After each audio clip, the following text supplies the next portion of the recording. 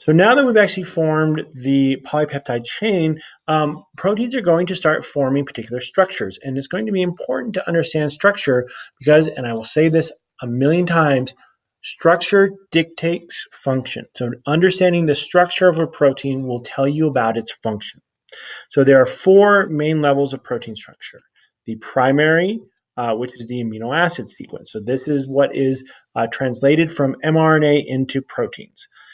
This sequence is going to dictate all of the secondary, tertiary, and quaternary structures. So the secondary structure is what's called the folding polypeptide chain. So basically, this is whether or not the stretch of amino acids are going to form an alpha helix or a beta sheet.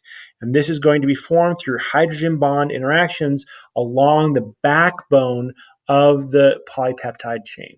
So what do I mean by backbone? The backbone are the amino and carboxyl alternating portions, basically everything but the variable group.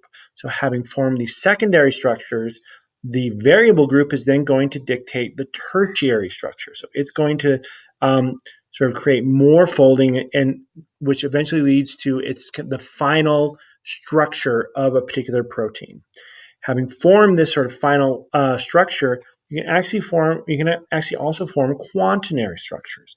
So this is when multiple polypeptide chains come together to form a supercomplex.